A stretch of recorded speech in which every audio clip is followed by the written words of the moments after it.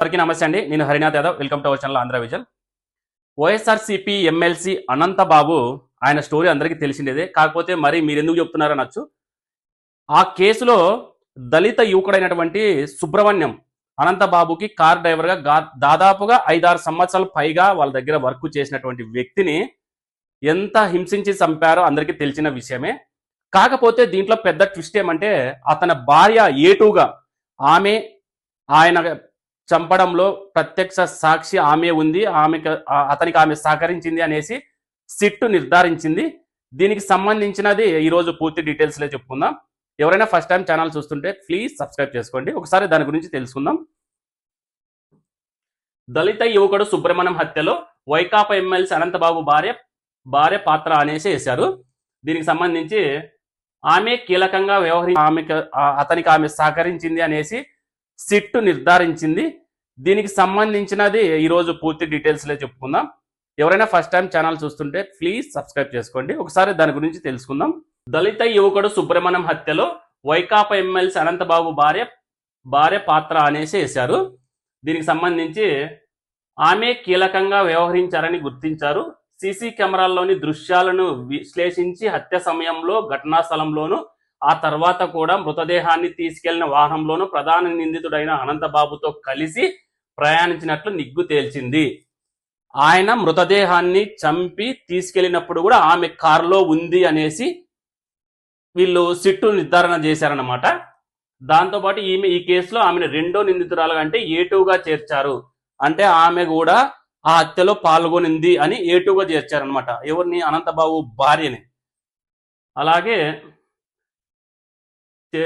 ఏటుగా చేర్చారు. హత్యకు ప్రేరేపించడం, ఆధారాలు ధ్వంసం చేశారంటూ ఆమెపై అభియోగాలు మోపింది. ఈ కేసులో తదుపరి దర్యాప్తు జరిపిన సిట్ అధికారులు ఈ మేరకు రాజమహేంద్రవరంలోని ఎస్సీ/ఎస్టీ కోర్టులో బుధవారం అభియోగ పత్రం దాఖలు చేశారు.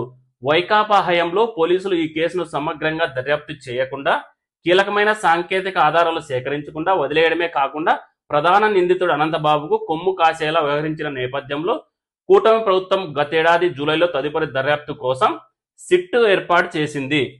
వీళ్ళకి హత్య చేయడము, దాన్ని హత్యకు ఆనవాళ్ళు లేకుండా చేయడము వైఎస్ఆర్సీపీ నాయకులకు వెన్నతో పెట్టిన విద్య అని చెప్పుకోవచ్చు. ఎందుకంటే జగన్మోహన్ రెడ్డి గారి బాబాయ్ అయినటువంటి వివేకానంద రెడ్డి గారి హత్య కేసులో కూడా వీళ్ళే చంపి నారాసుర రక్త చరిత్ర అనేసి తర్వాత రోజు మెయిన్ హెడ్డింగ్ పేపర్లో వచ్చిందనమాట.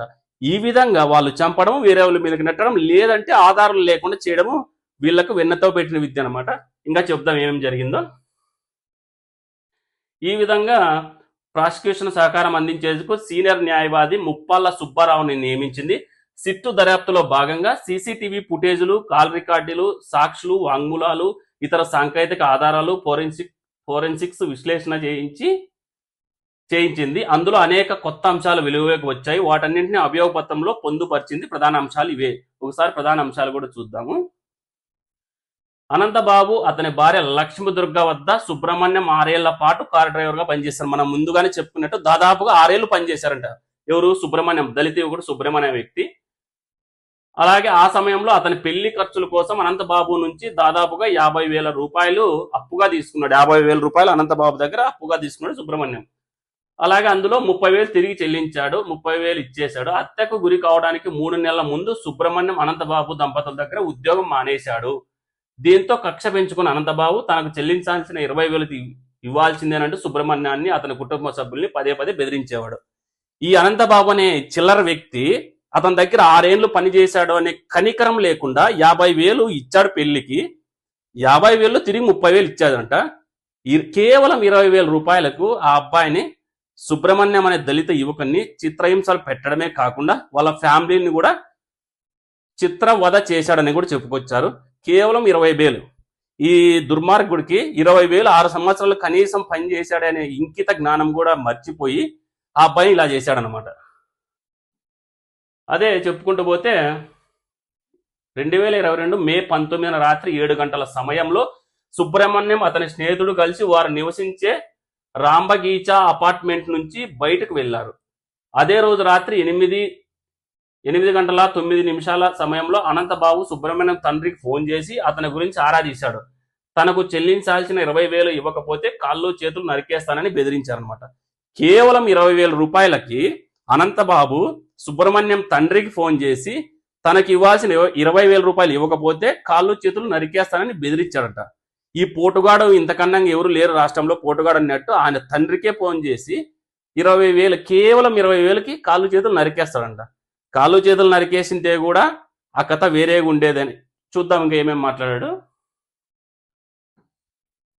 అలాగే 2022 మే 19న అనంతబాబు జన్మదినం కావడంతో అతను నివాసమైన శ్రీరామ్ నగర్లోని శంకర్ టవర్ అపార్ట్మెంట్ లో తన భార్య లక్ష్మీ దుర్గతో కలిసి ఘనంగా వేడుకలు నిర్వహించుకున్నాడు. అదే రోజు ఎవరు సుబ్రహ్మణ్యాన్ని చంపిన రోజే, అదే 2022 మే 19న అనంతబాబుది కూడా బర్త్డే అనమాట. ఆ బర్త్డే రోజు అతను, అతని భార్య, అతని అనుచరులు చాలా గ్రాండ్ గా సెలబ్రేట్ చేసుకున్నాడు అతని బర్త్డేని శ్రీరామ్ నగర్ లోని శంకర్ అపార్ట్మెంట్ లో.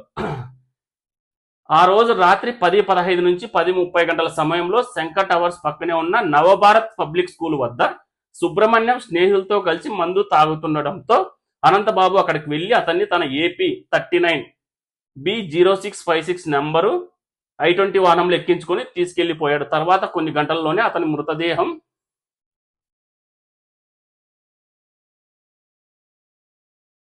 మృతదేహాన్ని డోర్ డెలివరీ చేశారు. అంటే దీన్ని బట్టి మనం ఏం చెప్పుకోవాలి, అనంతబాబు బర్త్డే రోజే అతని తండ్రికి బెదిరించాడు. దాంతో పాటు ఈ సుబ్రహ్మణ్యము తన ఫ్రెండ్స్ తో కలిసి బయట ఏదో స్కూల్ దగ్గర మందు తాగుతుండగా అక్కడికి వెళ్ళి అనంతబాబు అతన్ని కారులో ఎక్కించుకొని I-20 కారులో నెంబర్ ఉన్నటువంటి I-20 కారులో ఎత్తుకెళ్లి అతన్ని చంపి డోర్ డెలివరీ చేశారనమాట.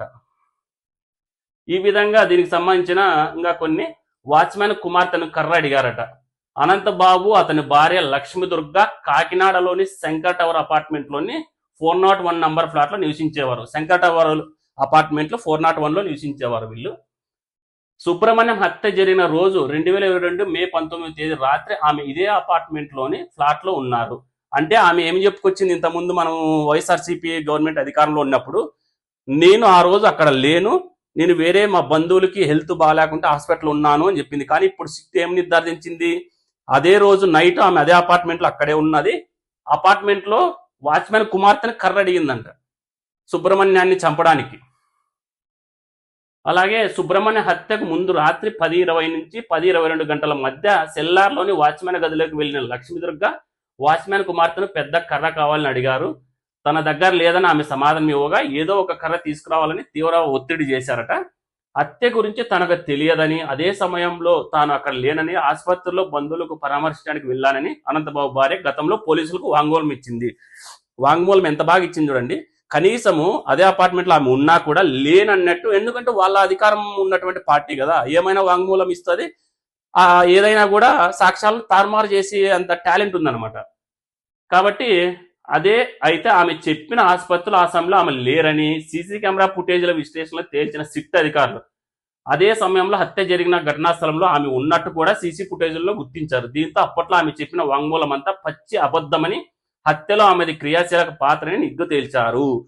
సిట్టు పూర్తిగా నిగ్గు తేల్చారనమాట. ఆమె హాస్పిటల్ ఉందంటే ఆసుపత్రి సీసీ ఫుటేజ్ పరిశీలిస్తే అక్కడ లేదు, ఇక్కడ ఆమె అపార్ట్మెంట్ లో సీసీ ఫుటేజ్ పరిశీలిస్తే అక్కడే ఉందనేసి సిట్టు పూర్తిగా నిగ్గు తేల్చిందనమాట.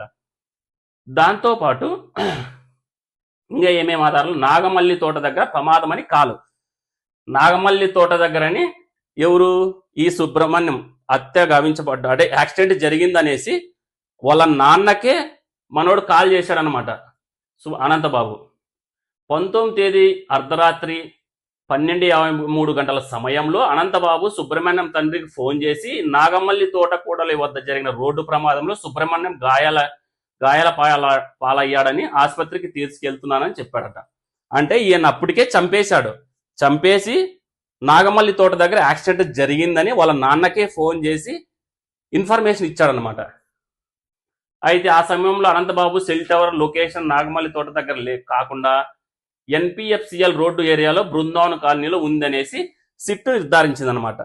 ఆ ఏరియాని ట్రేస్ అవుట్ చేసినప్పుడు సిట్టు అక్కడ లేడు అనంతబాబు, కానీ అక్కడ యాక్సిడెంట్ జరిగింది, నేను తీసుకెళ్తున్నానని వాళ్ళ నాన్నకు ఫోన్ చేసి చెప్పాడు. ఇవన్నీ కూడా సాక్ష్యాలు తారుమారు చేశారని చెప్పుకోవాలన్నమాట. సుబ్రహ్మణ్యం కుటుంబ సభ్యులు నాగమల్లి తోటకూడల వద్దకు వెళ్లి చూడగా అసలు అక్కడ రోడ్డు ప్రమాదమే జరిగిన ఆనవాళ్ళు కనిపించలేదు.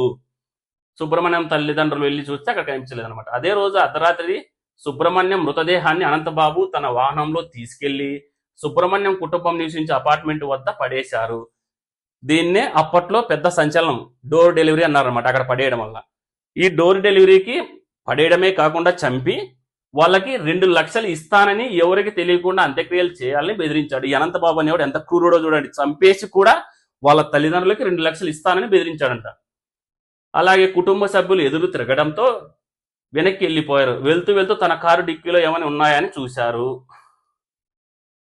ఇంకా కొన్ని చెప్పుకుంటే గెస్ట్ హౌస్ సమీపంలో చీకటి ప్రదేశంలో అనంతబాబుకు చెందిన AP39B0456 నంబర్ I-20 కారు 2022 మే 19 తేదీ రాత్రి 10:37 గంటల సమయంలో కాకినాడ వివి కుమార్ గెస్ట్ హౌస్ వద్దనున్న చీకటి ప్రదేశం వైపు వెళ్ళింది.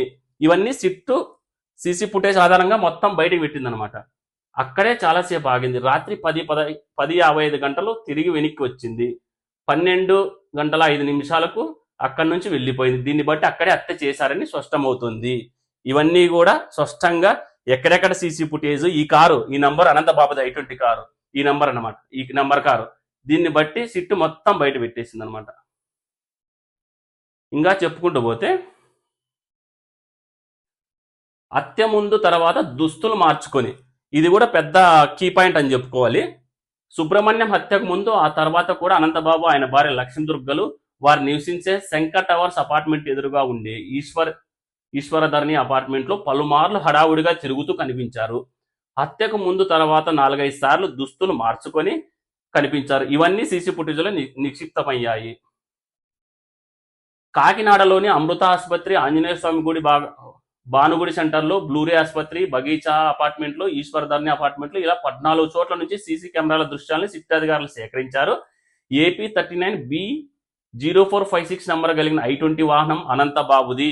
హత్య జరిగిన రోజు రాత్రంతా పలు చోట్లకు తిరుగుతూనే కనిపించింది. మృతదేహంలో పాటు అనంతబాబు, అతని భార్య కూడా ఉన్నారు. ఇదే కారు నెంబరు, ఇదే కారు I-20లో అనంతబాబుతో పాటు పలు చోట్లకు తిరిగినట్టు గుర్తించారు. ఆ పలు చోట్లకు తిరిగిన వాటిలో కూడా అనంతబాబు భార్య కూడా ఆమె అక్కడే ఉంది అని కూడా నిర్ధారించారు. ఆమె అనంత లక్ష్మీదుర్గ అలియాస్ రోజా అట ఆమె పేరు. చూద్దాం. పరారీలో అనంత లక్ష్మీదుర్గ. ఈ హత్య కేసులో ప్రధాన నిందితుడైన ఎమ్మెల్సీ అనంతబాబు ఇప్పటికే జైలుకు వెళ్లి బెయిల్పై బయటకు వచ్చి తిరుగుతున్నాడు. ఈయన నేనే హత్య చేశాను అని అనంతబాబు ఒప్పుకున్నాడు. ఎందుకు ఒప్పుకున్నాడు? ఈ హత్య కేసు నా భార్య మీదకి వెళ్ళకూడదు, ఈ హత్య కేసు నాతోనే ఎండ్ అయిపోవాలనేసి నేనే చంపానని ఒప్పుకొని జైలుకు కూడా పోయొచ్చి బెయిల్ మీద ఇప్పుడు బయట విచ్చలవిడిగా తిరుగుతున్నాడు. విచ్చలవిడిగా తిరగడమే కాకుండా అక్కడి ప్రజెంట్ ఎమ్మెల్యేలని కూడా ఈయన ఏ విధంగా మాట్లాడారో అది కూడా ఒకసారి చూద్దాము. అలాగే తిరుగుతున్నారు. ఆయన భార్య రెండో నిందితురాలైన లక్ష్మీదుర్గను విచారణకు రావాలని పోలీసులు ఇదివరకే నోటీసులు జారీ చేయగా ఆమె హైకోర్టులో ముందస్తు బెయిల్ పిటిషన్ దాఖలు చేసుకుని పరారైపోయారు. ఈమె అరెస్ట్ చేస్తారనే ఒక భయంతో హైకోర్టులో ముందస్తు బెయిల్ తెచ్చుకొని, అలాగే ఈమె ఇప్పుడు ప్రజెంట్ ఎక్కడుందో తెలియకుండా పరారీలో ఉందంట. ఈ విధంగా చేస్తున్నారు అన్నమాట ఈ వైఎస్ఆర్సీపీ నాయకులు. ఈ ఎమ్మెల్సీ అనంతబాబుది అప్పట్లో ఒక పెద్ద సంచలనమైందని చెప్పుకోవాలి. డోర్ డెలివరీ అనేది రాష్ట్ర రాజకీయాల్లో ఎప్పుడూ ఈ విధంగా చేయలేదు రాజకీయ నాయకులు. ఇది ఒకసారి చూద్దాం. వైకాపా హయాంలో మొక్కుబడి విచారణ. 2022 మేలో జరిగిన ఈ కేసును వైకాపా పెద్దల ఒత్తిళ్లతో మొక్కుబడిగా విచారణ చేసి నిందితుల్ని కాపాడే ప్రయత్నం చేశారు. అనంతబాబు చెప్పినట్లే కేసు దర్యాప్తు సాగించారు. ఈ హత్యలో అతనికి సహకరించింది ఎవరో తెలుసుకున్నానే విచారణ పూర్తి చేశారు. ఈ హత్యలో కనీసం అతనితో పాటు ఎవరు సహకరించారు అనేది తెలియకుండానే కేవలం అతన్ని మాత్రమే అరెస్ట్ చేసి జైలుకి పంపించి వెంటనే 2-3 నెలలకే బెయిల్ పైన బయటకు వచ్చి ఇప్పుడు ఎంజాయ్గా తిరుగుతున్నాడు అనమాట. బయటకు వచ్చిన ఏమైనా మార్పు వచ్చిందంటే ఏం మార్పు రాలే. విచ్చలవిడితనంతో మాట్లాడుతున్నాడు అనమాట. అలాగే సాంకేతిక ఆధారాలు ఏవి సేకరించలేదు. పోలీసులు దర్యాప్తు తీరుపై వైకాపా హయాంలో ఫిర్యాదు చేసినా పట్టించుకోలేదు. కూటమి ప్రభుత్వం వచ్చాక సుబ్రహ్మణ్యం తల్లిదండ్రులు సీఎం, డీజీపీ వద్దకు వచ్చి తమ కుమారుడి కేసును పునర్విచారణ చేయాలని మొరపెట్టుకోవడంతో ప్రభుత్వం సిట్ వేసి దర్యాప్తు చేపట్టింది. వెంటనే కూటమి ప్రభుత్వం అధికారంలోకి వచ్చిన వెంటనే సుబ్రహ్మణ్యం తల్లిదండ్రులు, డీజీపీ గారు కావచ్చు, మన సీఎం గారికి కావచ్చు వెళ్ళి వాళ్ళ బాధను చెప్పుకున్నారు. వెంటనే దీనిపైన సిట్ విచారణ జరపాలని దీన్ని స్టార్ట్ చేశారన్నమాట. ఈ విచారణ అడ్డుకోవాలని చూసిన కోర్టు అనుమతించడంతో తదుపరి విచారణ జరిపి కీలక సాక్ష్యాధారాలు సేకరించారు. ఈ విచారణ అడ్డుకోవాలని చూసినా కూడా కోర్టు అనుమతించడంతో తదుపరి విచారణ జరిపి కీలక సాక్ష్యాలను సేకరించారు. అదనపు ఛార్జిషీట్ వేసి కోర్టులో ట్రయల్స్ మొదలయ్యేలా చూస్తున్నారు. ఈ కేసు విచారణ నిమిత్తం లక్ష్మీదుర్గ కుల ధృవీకరణ కోసం అడ్డతీగల తహసీల్దార్కు పంపిన లేఖను అనంతబాబుకు లీకు చేసిన రెవెన్యూ సిబ్బందిపై శాఖాపరమైన చర్యలు తీసుకోవాలని ఆ జిల్లా కలెక్టర్కు సిట్ అధికారులు సూచించారు. దీంట్లో ఈమెకి లక్ష్మీదుర్గకు సహకారం అందించిన తహసీల్దార్కు పంపిన లేఖలో కొంతమందికి శాఖాపరమైన చర్యలు కూడా తీసుకోవాలని సిట్టు ఆదేశించింది. గతంలో నిందితునికి అనుకూలంగా విచారణ చేపట్టిన పోలీసులపైన కూడా చర్యలు తీసుకునేలా అవకాశాలు పరిశీలిస్తున్నారు. పోలీసులు కూడా కొంతమంది సపోర్ట్ చేసి ఉంటారు కదా, వాళ్ళకు కూడా ఇప్పుడు ఏమి చేస్తారో చూడాలా. అలాగే గత ప్రభుత్వ హయాంలో సక్రమంగా విచారణ జరగలేదు. తాజాగా సిట్టు జరిపిన విచారణలో సేకరించిన ఆధారాలతో ఈ కేసు నిరూపణ అవ్వడానికి ఎక్కువ అవకాశాలున్నాయి అని బాధితుల తరపున వాదించిన ప్రముఖ న్యాయవాది ముప్పల సుబ్బారావు చెబుతున్నారు.